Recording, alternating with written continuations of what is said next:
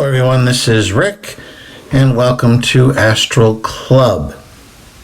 Let's discuss clearing your haunted home.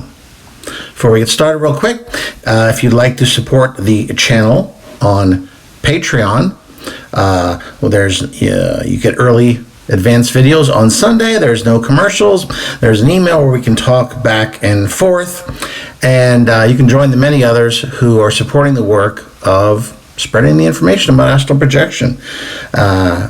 Next up is private lessons. If you're interested in projecting for the first time, or if you're already projecting but you'd like to increase the quality and control and the quantity of projections, I'd be glad to help you out. You'll find links to Patreon and an email in the description for the private lessons. Clearing your haunted home. This may sound like it's a bit outside of the given purview of this particular channel, which of course is centered around the phenomena of astral projection and the various planes and the entities and aliens that we meet in the process.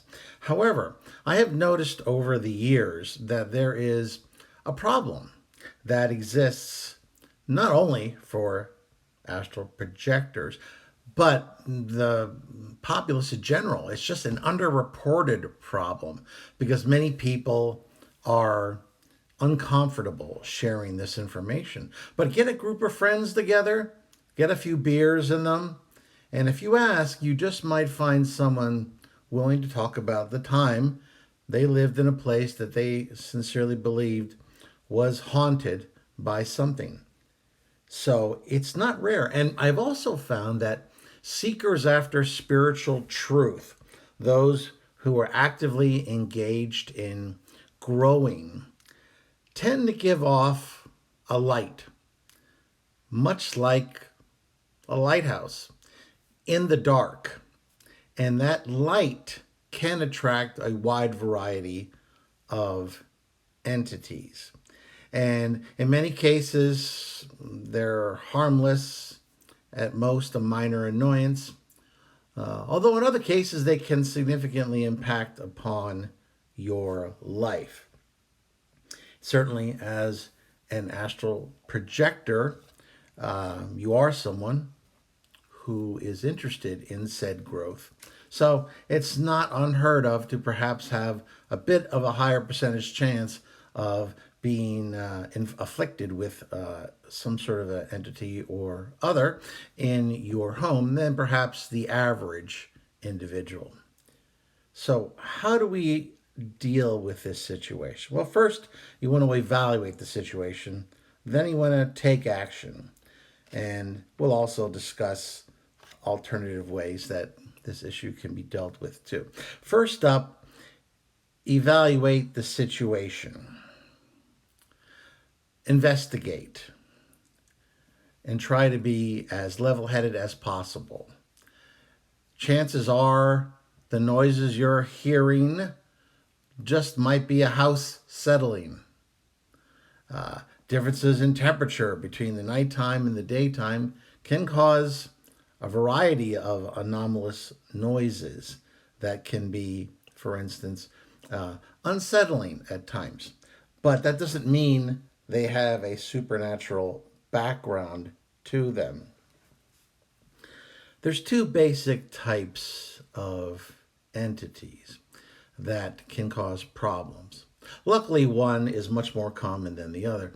And by far the most common are mischievous spirits of those humans who have passed on, who are earthbound, who, for whatever reason, find themselves unable to move forward due to their ties to the physical plane, whether it be emotional ties, whether it be vice type ties, or perhaps they're just the kind of person who just doesn't like change and doesn't want to move, wants to stay in their old home.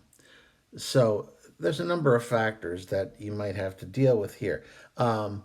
There are certain situations that are more troublesome than others.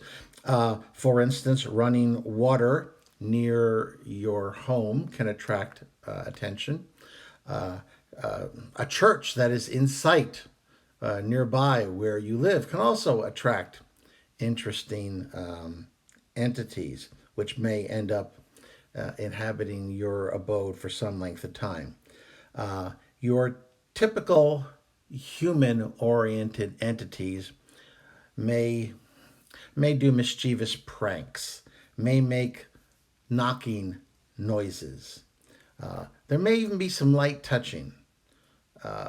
These are some of the things that can indicate that perhaps you have a haunting situation to deal with.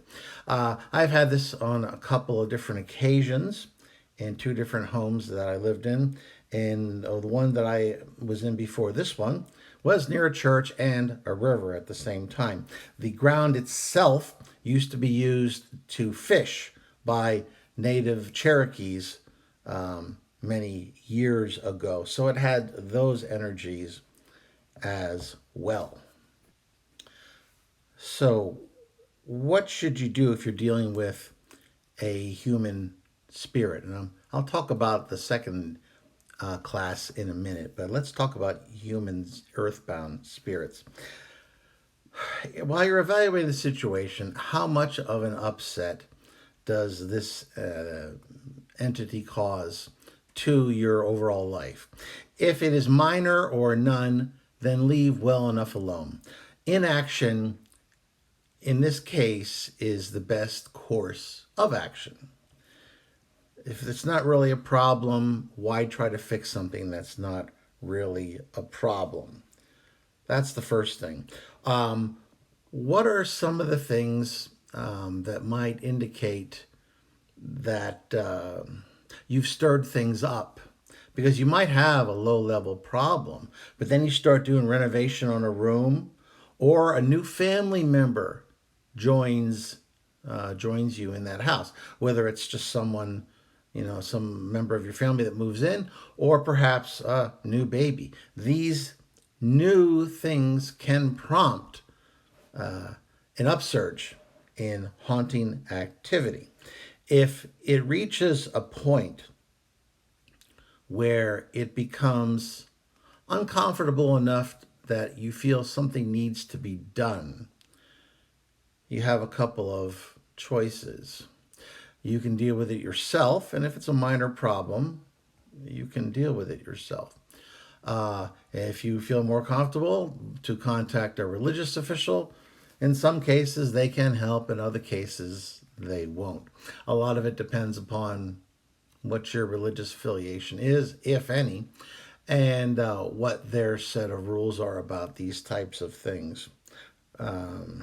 For instance, a Roman Catholic might be able to arrange a priest to come and bless the house, which would typically effectively deal with a minor human spirit haunting phenomena. That isn't an opportunity for people of that faith. Everything I'm going to talk about from a religious standpoint, it's going to be mostly from a Christian standpoint, because that's how I was raised. And that's the light-based belief system that I'm the most familiar with. All the Abrahamic religions, Judaism, Islam, are also light-based. And so are the other major religions too, Buddhism, what have you. But I'm not really familiar enough with all the rest of those religions to be able to understand what their particular light-oriented rituals are, so I'm not going to discuss it. So you have to evaluate, is this a problem? Maybe you have all these different situations that you're experiencing. Mischievous pranks can be things like, you put your comb here, but suddenly you find it underneath a lamp in a completely different room. That happened to me. I know exactly where I put my comb, and it wasn't in a whole other room underneath a lamp.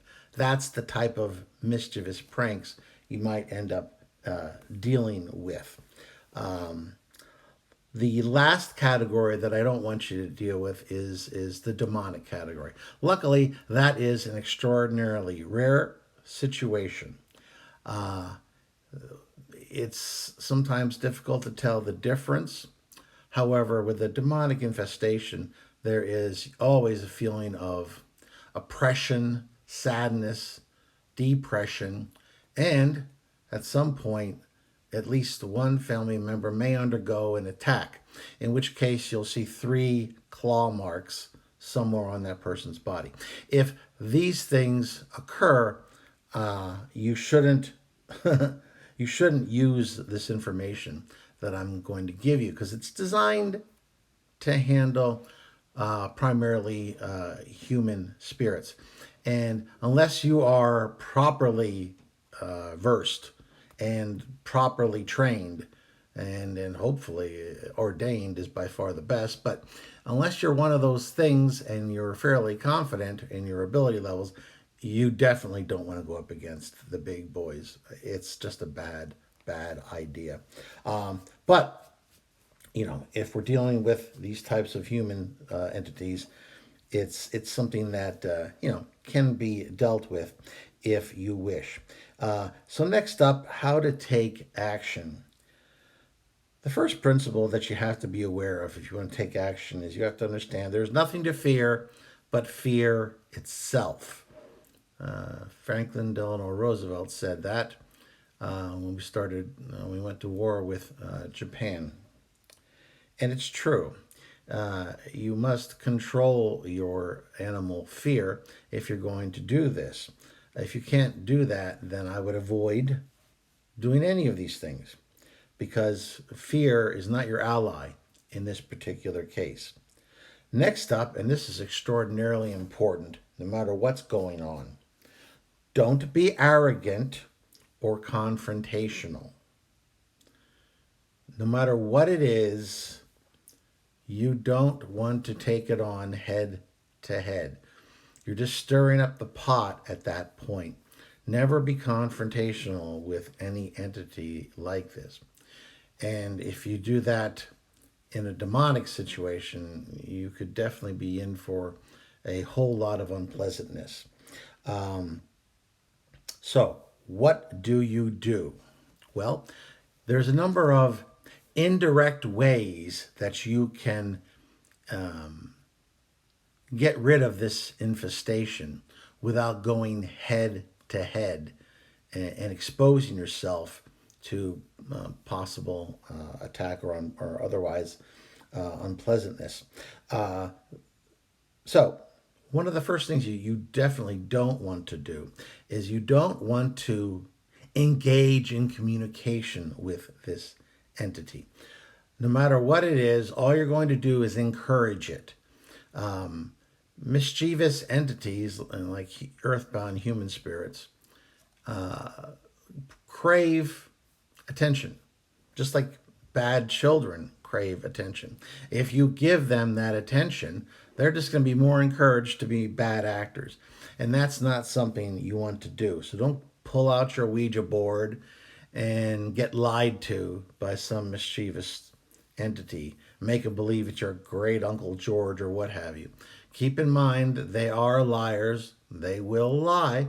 And at times, they can have access to information that you think they shouldn't have access to. And then they use that as proof of whatever their claims are, that they're your great Uncle Jim or Joe or what have you. And that's the way they worm their way into your living situation. Don't talk to them. Don't give them that energy. First up is to pray for aid. If you don't have religious beliefs, then try to ask for the help of light. Anything like light-based will be of help. If you're a Christian, you would most likely call upon Jesus of Nazareth or perhaps the Archangel Michael and to intercede and to aid you in dispelling this particular entity.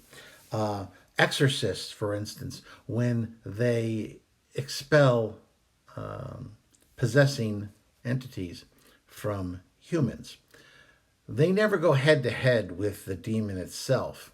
Instead, they call upon Jesus of Nazareth himself to act on their behalf to rid this person of the infestation energy. They might say something like, "In the name of Jesus Christ of Nazareth,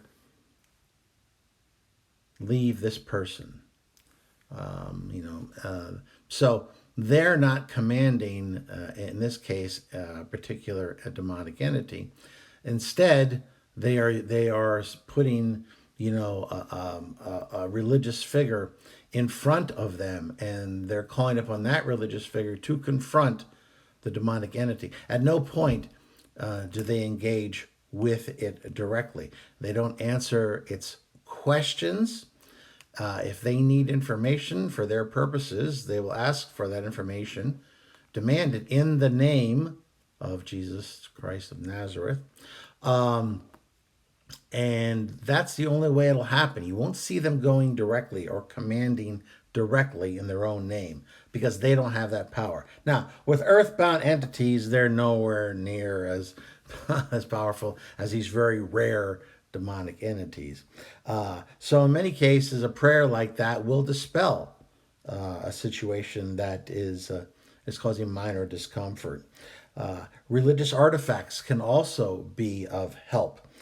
For instance, wearing a crucifix, cross, rosary, beads, any light-oriented religious symbols would be of help in this situation.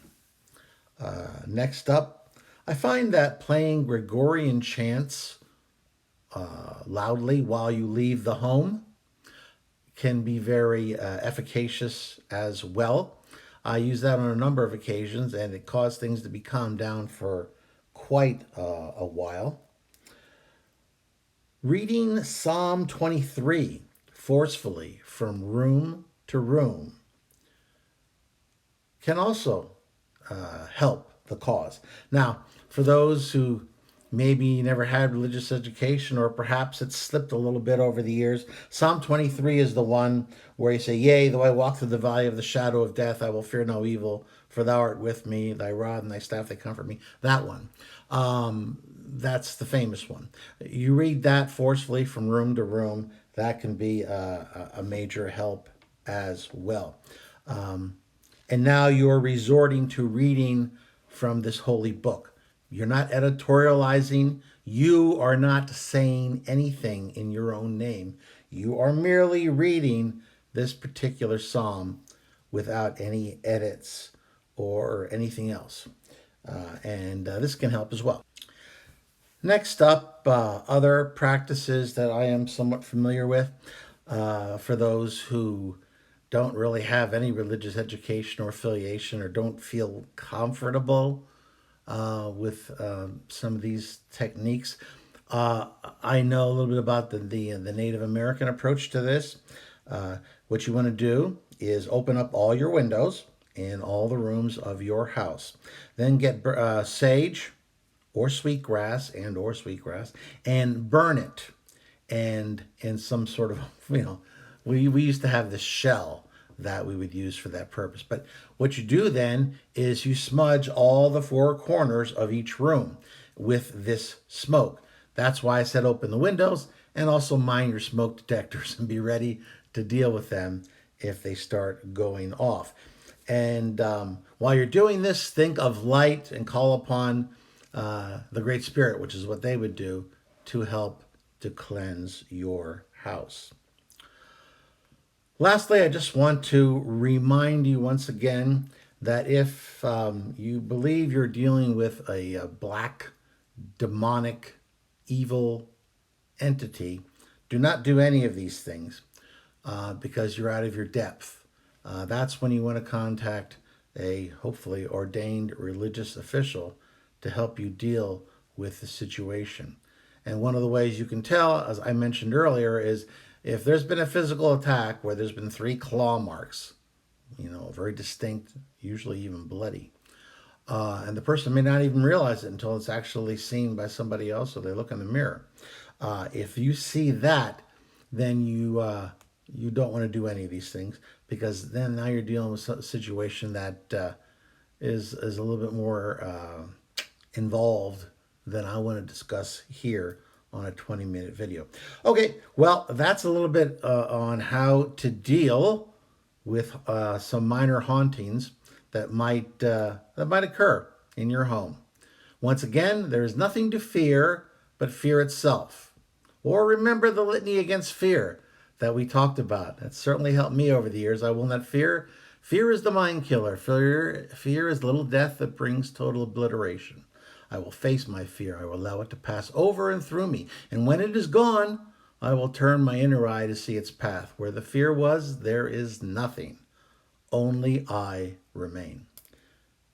Well, hopefully you enjoyed or benefited from that video. If so, hit the like button. Share it with those of like mind. Subscribe if you haven't already. If you have, make sure that bell is rung so you know when the Wednesday 2 p.m. and the Saturday morning at 8:15 a.m. Eastern Time U.S. videos come on. And you can be there to watch them. I know there's something called the Bell Gang now, where people hurry up and hit as soon as the video hits, and they say, oh, the Bell Gang. So there you go. And keep those questions and comments coming. I will do my best to answer them. And as always, this is Rick, and I will see you on the astral plane.